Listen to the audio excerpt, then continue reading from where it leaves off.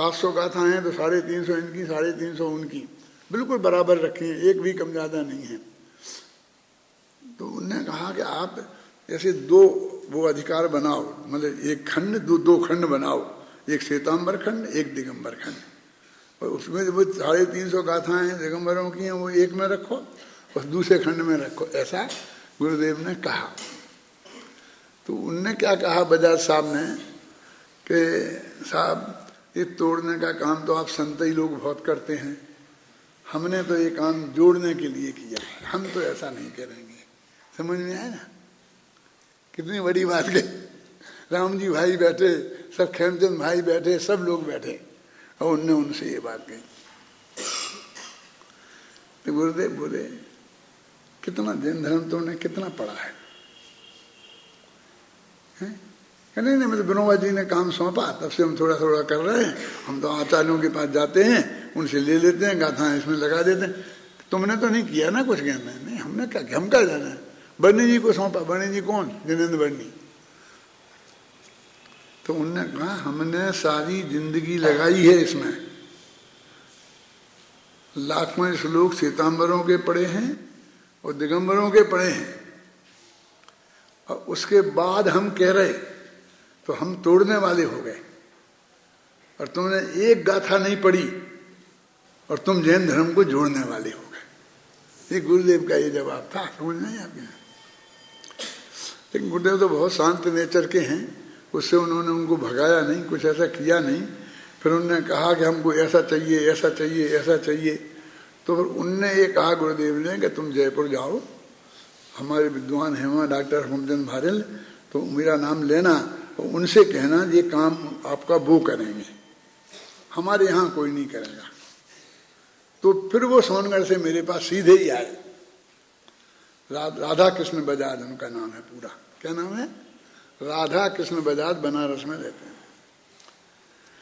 उनने एक किस्सा मुझे सुनाया राधा कृष्ण बजाज ने कि ऐसा ऐसा हुआ और स्वामी जी ने मेरे आपके पास भेजा है। मैंने 100 गाथाएं दी उसमें, जिसकी 75-76 गाथाएं मेरी उसमें रखी हैं।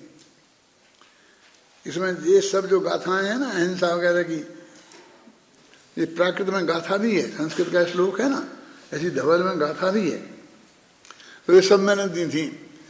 तो लाल बहादुर शास्त्री थे, प्रधानमंत्री नहीं, जैन समाज में थे, जो स्वामी जी के कट्टर विरोधी थे, और हमारी उनकी टक्कर कई दफे हुई। वे भी मुरैना विद्यालय के विद्यार्थी थे, हम भी मुरैना के विद्यार्थी थे। तो उनने कहा कि मैंने बहुत सोचा कि ये गाथाएं कहाँ से आई हैं। इसमें ये गाथाएं तो थी नहीं, पहले छपा था जैन दर्शन सार के नाम से, ये तो थी नहीं।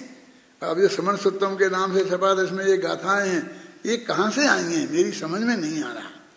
फिर उसमें जो प्रकाश की छपा था ना, तो उसमें लिखा था ये कि स्वामी जी के अनुयायी डॉक्टर हेमचंद भारेल ने उनके कहने से हमें 100 गाथाएं दी थी, उनमें से करीब इतनी गाथाएं हमने इसमें रखी। अब हमारी समझ में आया कि ये गाथाएं कहाँ से आई। मेरा मतलब ये है कि ऐसी एकता की बातें करना बहुत आसान है, लेकिन वो धर्म के अनुकूल नहीं है, वस्तु स्वरूप के अनुकूल नहीं है। यदि हमें सच्चा जैन बनना है, हमें आत्मा का कल्याण करना है, तो हम सबके साथ में खड़े हैं, सबके साथ। कोई भी जुलूस में तैयार हैं, महावीर जयंती को तैयार हैं, सब करने को। लेकिन हमारा जो वस्तु का स्वरूप कौन सा है?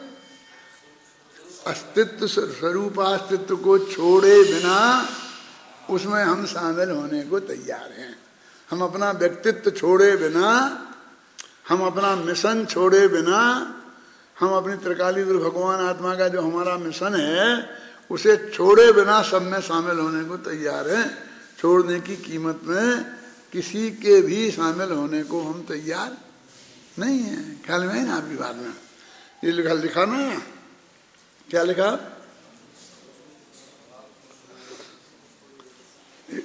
उनके अपने स्वभाव को छोड़े बिना, इस पद का अर्थ है कि वस्तु स्वरूप अस्तित्व को छोड़े बिना सादृश्य अस्तित्व में सम्मिलित है। देखो हम जैन भी हैं और दिगंबर भी, क्योंकि हम दिगंबर जैन हैं। लिखा ना। ये बात जो मैंने आपको समझाई है वो कितनी सशक्त भाषा में लिखी है। हम दिगंबर भी हैं और हम जैन भी हैं, और क्योंकि हम दिगंबर जैन हैं। दिगंबर जैन और जैन इन दोनों में एक साथ होने में कोई विरोध नहीं है। जिस प्रकार हम दिगंबरत्व को छोड़े बिना जैनत्व में शामिल हैं, उसी प्रकार स्वरूपास्तित्व को छोड़े बिना हम सादृश्य अस्तित्व में शामिल हैं। समझ में आ गया ना। इस प्रकार हम अवान्तर सत्ता और महासत्ता दोनों से समृद्ध हैं। हम जैनी भी हैं और हम दिगंबर भी हैं, समझ लो, मोक्षु भी हैं। तो वो कहता है हम जैनी, कुछ लोगों को ऐसा डर लगता है कि हम जैनी भी हैं, ऐसे हम दिगंबर श्वेतांबरों के साथ एकता स्थापित करके एक साथ एक स्टेज पर बैठेंगे, क्यों? तो फिर हमें छूत लग जाएगी। नहीं, इसलिए एक साथ बैठना ही नहीं। ऐसे बहुत लोग हैं और वो एक जगह नहीं है। दिगंबरों में भी श्वेतांबरों में भी, श्वेतांबर के भी बहुत लोग कहते हैं कि हमें नहीं बैठना दिगंबरों के साथ, दिगंबरों में भी कहते हैं नहीं कहना। फिर अंदर अंदर जो भेद हैं 13पंथी 20पंथी उनमें भी कहते हैं। फिर मुमुक्षुओं में भी कहते हैं कि नहीं हमको जाना ही नहीं। क्यों नहीं जाना? हमारी बात में कोई कमजोरी है? हमारे पास जो तत्व ज्ञान है, जो हम जैन धर्म की बात मानते हैं, बहुत मजबूती है। जितनी मजबूती हमारी इसमें है तत्व ज्ञान में, वो किसी के पास नहीं है। और हम अपनी भूमिका के अनुसार जो सदाचार हमारे जीवन में है, वो भी किसी के में नहीं मिलती है। ये सैकड़ों पंडित हम जैसे आपको मिलेंगे, ये बाजार में चाट खाते, आलू जमी कंद खाते सब मिलेंगे, देख लेना, रात्रि में भोजन करते। मैं बताना नहीं चाहता हूँ ज्यादा, लेकिन भगवान महावीर के निर्वाण वर्ष में उदयपुर विश्वविद्यालय में एक सेमिनार हुआ था जिसमें 75 पंडित आए थे। कितने? 75। और मोक्षुओं को भी सहयोग मिलना चाहिए, इसका मेरे पास उन्होंने अनुरोध किया था यूनिवर्सिटी वालों ने। तो मैंने मोक्ष मंडल से वालों से कहा था, तो उन्होंने कहा एक टाइम का भोजन हम देंगे। मैंने 6 टाइम के भोजन बट गए, तो एक टाइम का मोक्ष मंडल ने लिया। तो शाम का मिला, शाम का मिला। तो वो 75 में शाम का मिला, तो शाम को भोजन तैयार कर लिया उनने। 75 विद्वानों में से 72 विद्वान दिन में खाने को तैयार नहीं थे। बोल रहा हूं मैं, गद्दी पे बैठ के बोल रहा हूं। इसमें जा रहा है टीवी में, जाएगा टीवी पे। 3 विद्वान थे जो कहते थे हम दिन में खाएंगे। जिनमें एक मैं, एक कस्तूरचंद जी कासलीवाल, अब डॉक्टर यहाँ थे ना, और एक शायद डॉक्टर देवेंद्र कुमार। कोई ऐसे 3 लोग थे जिनने दिन में खाया, बाकी ने सब रात में खाया। बोलो क्या करें? माने एक दिन भी दिन में नहीं खा सकते, क्यों? प्रतिज्ञा भंग हो जाएगी। अरे भाई घर में खाओ, रोजीना तो खाओ, लेकिन एक दिन तो दिन में खा लो, ठीक है ना कैलाश जी? और देखना है, किसी भी शादी में चले जाना, उस कार्ड में लिखा रहता है दिन में भोजन की भी व्यवस्था है।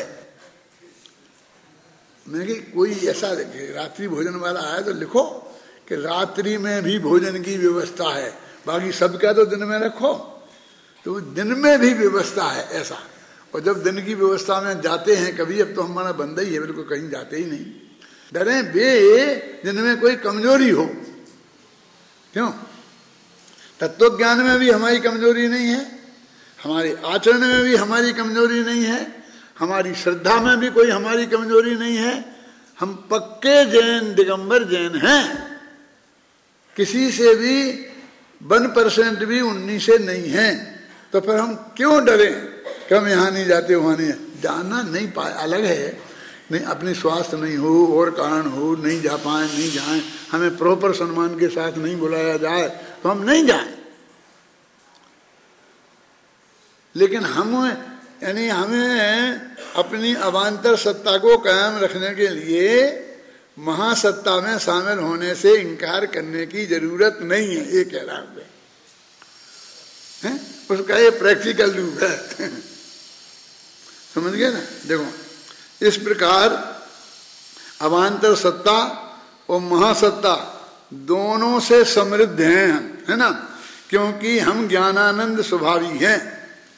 इसमें ज्ञानानंद स्वभाव हमारी अवान्तर सत्ता है और हैं ये हमारी महासत्ता है। क्या समझ में आया क्या नहीं?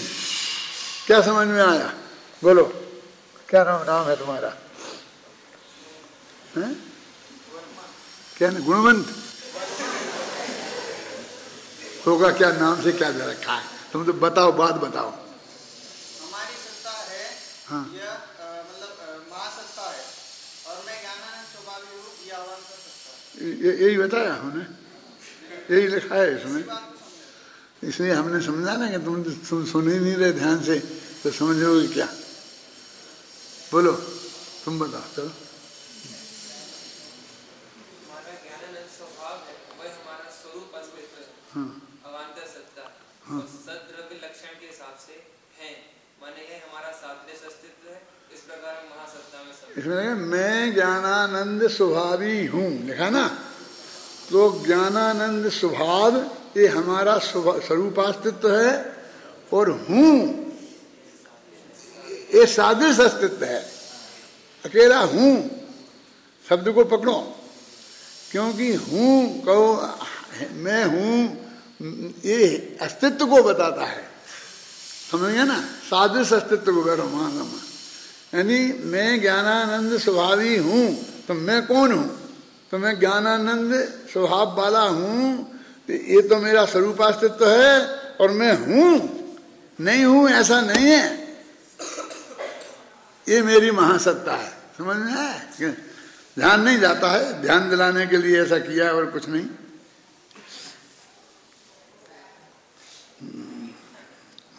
देखा ना, इसमें ज्ञानानंद स्वभावी हमारी अवान्तर सत्ता है और हैं अर्थात अस्तित्व हमारी महासत्ता है। आज लिखा ना इसमें क्लियर, मैं तुम देख भी नहीं रहे थे इसे। ये पूछने का काम अन्ना जी वगैरह करते हैं, मैं करता नहीं हूँ, ये तो कभी कभी हो गया। हम चेतन होकर भी उत्पाद व द्रव्य से संयुक्त, ध्यान से सुनना, और गुण पर्याय से युक्त द्रव्य हैं। हम द्रव्य भी हैं, समझे? गुण पर्याय से और चेतन से युक्त और उत्पाद व द्रव्य से युक्त और गुण पर्यायों से लक्षित हमारी महासत्ता है और ज्ञानानंद स्वभावी चेतन तत्व से लक्षित होना हमारी अवान्तर सत्ता है। महासत्ता से हम सबसे जुड़े हैं और अवान्तर सत्ता की वजह से हमारा अस्तित्व पूर्णता स्वतंत्र है। इस प्रकार हमने स्वरूपास्तित्व को छोड़ा नहीं है और हम सादृश अस्तित्व में शामिल हैं। हम ऐसी महासत्ता के अंश हैं जिसमें स्वरूपास्तित्व को छोड़ना जरूरी नहीं है। मैं अपने स्वरूपास्तित्व में भी शामिल हूँ और सादृश अस्तित्व में भी शामिल हूँ। इस प्रकार सभी जीव द्रव्य सादृश अस्तित्व और स्वरूपास्तित्व से युक्त हैं। सभी का अस्तित्व समान है। आप भी अनंत गुण वाले हैं हो और मैं भी अनंत गुण वाला हूँ। पुद्गल भी अनंत गुण वाला है। आप भी गुण पर्याय से युक्त हो, मैं भी गुण पर्याय से युक्त हूँ। महासत्ता की अपेक्षा हम तुम सभी एक हैं, एक से हैं। अतः इस अस्तित्व का नाम क्यों है सादृश अस्तित्व? एक से हैं, एक हैं, ये तो उपचार है। एक से के अर्थ में मतलब है। यहाँ की बात एक मिनट में कह के खत्म करूँगा। जब मैं यहाँ आया था तो मेरे से आकाशवाणी का फोन आया क्या कि भगवान महावीर जयंती पर आपको भाषण देना है। वो उनमें कोई थे, मुकुल करके थे जो उसके डायरेक्टर थे। तो उन्हें आपको ये बोलना है कि हम सब एक हैं। महावीर भगवान ने ये कहा कि हम सब एक हैं। फोन पे ही उनने मेरे को है ना। तो मैंने कहा महावीर ने ऐसा कहा था? ऐसा पूछा मैंने। बोले हम क्या जाने, आप पंडित लोग जाने। आप मेरे को कह रहे हैं ना कि मैं ऐसा बोलूं, जब आप मुझे बता रहे हैं ना कि मैं बोलूं कि भगवान महावीर ने कहा हम सब एक है, तो मैंने कहा, बोले मैं नेशनल इंटीग्रेशन की दृष्टि से बात कर रहा हूं, देश में राष्ट्रीय एकता हो, इस बात का पोषक हो आपका व्याख्यान, मैं ये कहना चाहता हूँ। मैंने कहा अच्छा। मैंने कहा भगवान महावीर के सिद्धांतों में ऐसी बहुत बातें हैं जो हमारी देश के प्रति एकता को बल देती हैं। मैं वो कहूँगा, आप चिंता मत करो, मैं वो बात करूँगा, लेकिन मैं ये नहीं कहूँगा कि हम सब एक हैं, क्योंकि हम हैं नहीं। तो फिर मैंने बोला, पहला वाक्य क्या था मालूम मेरे यहाँ, कि भगवान महावीर ने एक कभी नहीं कहा कि हम सब एक हैं, ये कहा कि हम सब एक से हैं, क्योंकि यदि हम एक हैं तो फिर एकता की जरूरत ही क्या है। एकता की जरूरत तो अनेकों में होती है, एक में तो कभी झगड़ा होता ही नहीं है? संगठन की क्या जरूरत है? इसलिए हम बिल्कुल जुदे जुदे हैं, लेकिन एक से हैं। एकता का आधार एकता नहीं, समानता है। और फिर मैंने समानता के बारे में बताया कि छोटे बड़े की भावना ही मान का आधार है। हमने एक दूसरे को छोटा बड़ा माना, इस वजह से ये सब चक्कर हुआ। यदि हम सभी एक हैं, यदि कोई छोटा बड़ा नहीं माना जाता होता तो हमारे कोई विकल्प भी खड़ा नहीं होता। मैं पूरा भाषण, वो 4 भाषण हुए थे मेरा फिर आकाशवाणी पर, इस चारों भाषण का मिला हुआ एक रूप है, एक किताब है, उसका नाम है तीर्थंकर भगवान ना, तो मैंने पढ़ी है। उसमें मेरे 4 रेडियो भाषण हैं। ये निष्कर्ष है पिछली गाथा का। इस प्रकार हमने स्वरूप अस्तित्व को छोड़ा नहीं है और हम सादृश अस्तित्व में भी शामिल हैं। हम ऐसी महासत्ता के अंश हैं जिसमें स्वरूपास्तित्व को छोड़ना जरूरी नहीं है। मैं अपने स्वरूपास्तित्व में भी शामिल हूँ और सादृश अस्तित्व में भी शामिल हूँ। इस प्रकार सभी जीव द्रव्य सादृश अस्तित्व एवं स्वरूपास्तित्व से युक्त हैं। सभी का अस्तित्व समान है। आप भी अनंत गुण वाले हो और मैं भी अनंत गुण वाला हूँ। पुद्गल भी अनंत गुण वाला है।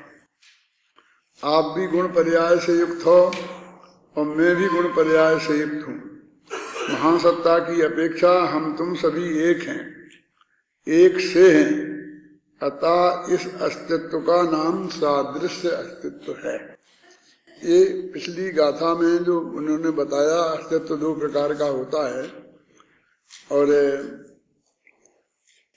स्वरूपास्तित्व का महत्व इसलिए है क्योंकि उसके आश्रय से सम्मा दर्शन की प्राप्ति होती है और वह हम स्वयं हैं।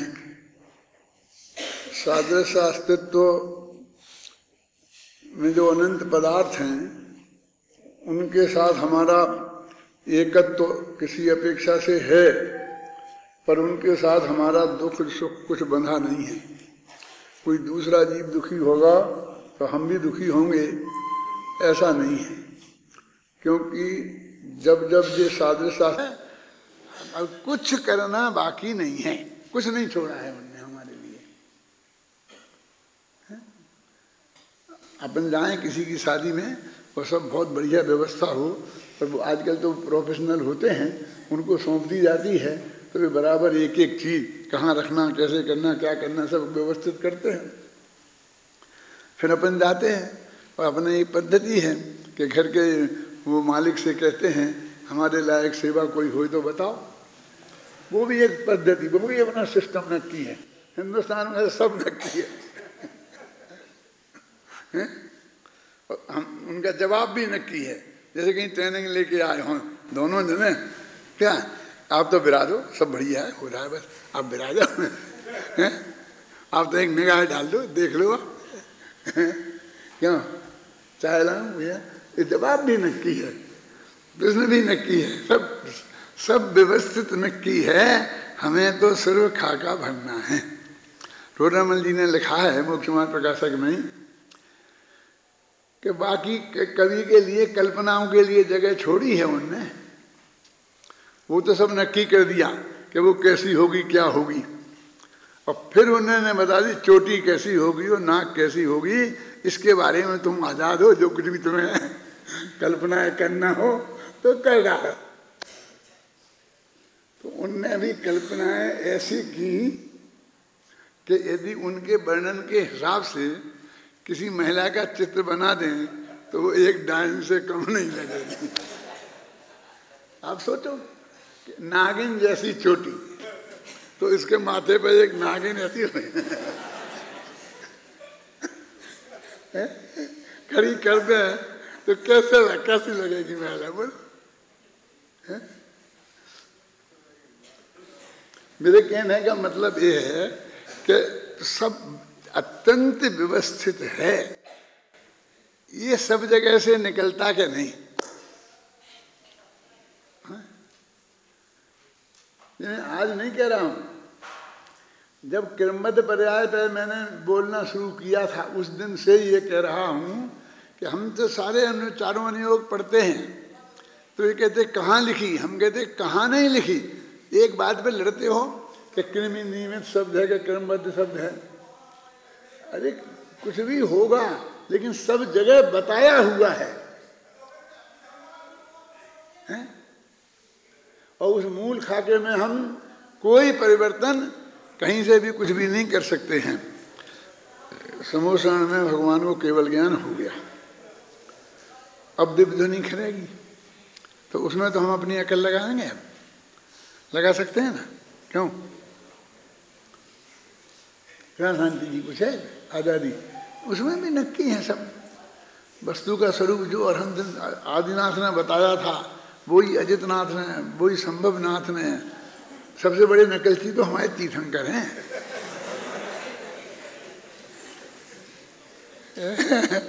बिल्कुल वही की वही बातें, वही की वही बातें, और फिर भी ओरिजिनल, फिर भी मौलिक, क्योंकि वो पुराना सब खत्म हो जाता है, फिर नया उनसे स्टार्टिंग होता है, तो उनने जो बताया वो सही, लेकिन फंडामेंटल में कोई फर्क नहीं डाल सकते। अब मैं ये पढ़ रहा था, जो आपको जिस वजह से ये बात कह रहा हूँ कि सादृश्य अस्तित्व और स्वरूपास्तित्व, तो हमको सादृश्य अस्तित्व में जब हमको कहीं एकता करनी हो पर से, जो कि पर बिल्कुल हमसे बिल्कुल भिन्न है, जो अध्यात्म दो द्रव्यों को बीच में वज्र की दीवार खड़ी करता है, वो सारा कथन उसके विरुद्ध दिखाई देगा। वो कहते हैं मत एक ही है भैया, क्या फर्क है? एकता की बात करनी है ना, हिंदू मुसलमान में कोई फर्क नहीं है, वो ईश्वर को जगत का कर्ता मानते, वो खुदा को मानते, क्या फर्क है? ऐसे बोलते हैं, क्या फर्क है? कोई फर्क नहीं है। फर्क तो वास्तव में अपन से है ना? कौन? हिंदू और मुसलमान और ईसाई एक हैं और हम अलग हैं। ये क्या बात कर रहे? ऐसा मत बोल मत देना, किसी धर्म सभा में बाहर बोल मत देना, नहीं तो ये तीनों मिलके एक साथ होकर के तुम पर आक्रमण करेंगे तो पता ही नहीं चलेगा कि तुम कहाँ हो, कि तुम हो कि हो ही नहीं है? बोलो। लेकिन फैक्ट ये है ना, मैं एक सच्ची घटना बताता हूं। आज से 49 वर्ष पुरानी है, तारीख बाद बता सकता हूं। उज्जैन में उनने कोई 12 दिन का शिविर लगाया था, तब मैं यहाँ नहीं आया था, इंदौर में था। तो मैं 49 वर्ष पहले इंदौर में था, तो मैं इंदौर से वहाँ गया था। तभी बबलू है ना दादा का, ये करीब 1 साल का होगा, तब की घटना है। तो वहाँ पर प्रवचन हो रहे थे, तो एक पब्लिक मीटिंग रखी, हिंदू मुसलमान सबको बुलाया, वही रखा। तो इस विषय पे बातचीत आई तो मैंने कहा क्रमबद्ध पर्याय, ये सब की क्या करे, ये सब हिंदू मुसलमान को सुनाओगे? कहाँ सुनाएंगे? आप चिंता मत करो, बस आपने सुन लिया ना मुझे बकता, अब मेरे पे छोड़ दो, सब्जेक्ट भी मुझे वो क्या बोलेंगे कैसे बोलेंगे बस। तो फिर मैंने मानो क्या समझाया कि सबकी समस्या ये है, हमने एक दूसरे को कर्ता मान रखा है। हिंदुओं को भी ये बात पसंद नहीं है, ये उनके यहाँ भी अज्ञान है, मुसलमानों के यहाँ भी अज्ञान है, क्योंकि वे ये कहते हैं कि राम की मर्जी के बिना पत्ता नहीं हिलता। तो फिर राम की मर्जी के बिना पत्ता नहीं हिलेगा, तू कौन होता है बीच में? तू चाहता तेरी मर्जी के बिना पत्ता नहीं हिले, तू अपने हाथ में अधिकार चाहता है ना। तो हिंदू धर्म वालों को भी एक समस्या है कि तुम राम की सत्ता को चैलेंज कर रहे, मुसलमान खुदा की सत्ता को चैलेंज कर रहे, ईसाई गॉड की सत्ता को चैलेंज कर रहे, जैनी क्रमबद्ध पर्याय को चैलेंज कर रहे हैं।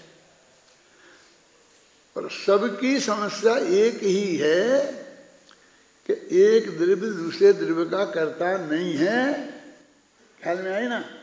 और हम तुम्हारे कर्ता नहीं, तो तुमको तो एक दूसरे का हो गया ना, ईश्वर हुआ तो वो दूसरा ही तो होगा। लेकिन उनकी समस्या ये नहीं है, ये तो हम कह रहे हैं अपनी, वो तो कहते हैं भगवान की मर्जी के बिना कुछ नहीं होगा, हम कहते हैं बस नक्की है अनादि से, सिर्फ इतना ही सा तो फर्क है। लेकिन तुम कुछ नहीं कर सकते हमारा, और हम तुम्हारा कुछ नहीं कर सकते, कोई किसी का कुछ नहीं कर सकता, ख्याल में है ना। इस मामले में सभी एक मत हैं। और मैंने इस पॉइंट को लेकर के 1 घंटे इतना बढ़िया बोला कि लोग तालियां पटी 10 दफे तो, और एकदम के कौन है वे पंडित जी, कहाँ हैं और कैसे हैं, तो समझ लो कि क्या हो गया। सब आए थे, हिंदू मुसलमान नेताओं को बुलाया था ना सब उनके, तो वे लोग भी सब आए थे, सुनाया सब। हमको ये डर लगता है कि हम मुमुक्षुओं में भी क्रमबद्ध पर्याय बोलने में डरते हैं, गैर मुमुक्षुओं की बात छोड़ो। लेकिन मैं तो कहता हूँ इतना बढ़िया सब्जेक्ट है, तुम कहीं भी बोलो।